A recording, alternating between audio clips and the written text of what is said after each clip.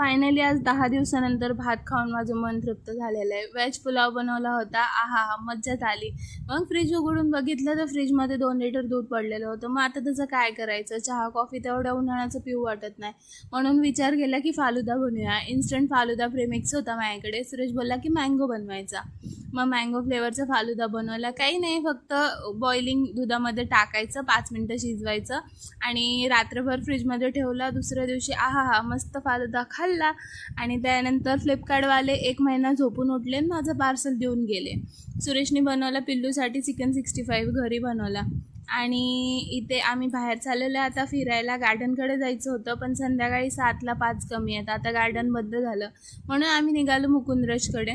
मुकुंदराजकडे येऊन काहीच नाही, नुसतं वाळलेलं जंगल बघितलं. तिथे हिरवगार दिसतं ना श्रावण महिन्यात, ते आता कसं तरी वसाड वाटत होतं. मला आयुष्यात सगळ्यात जास्त भीती कशाची वाटते ना, तर मला वाघ आणि बिबट्याची वाटते.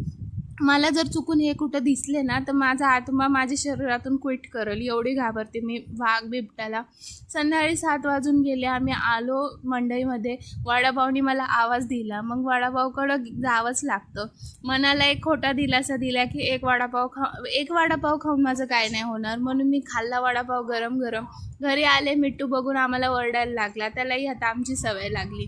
मग येताना आमची शॉपिंग, 2 ब्रश घेऊन आले दात चमकवायला आणि ही कैची आणली. मला खूप दिवसापासून टेलरिंग सीझर पाहिजे होती. मला माझे खूप कपडे शिवायचे राहिलेले, माझ्याकडे कैची नव्हती. मग शेवटी आज कैची घेतलीच. तर मग हा आता आजचा ब्लॉग आवडला असेल तर लाईक करा. भेटू पुढच्या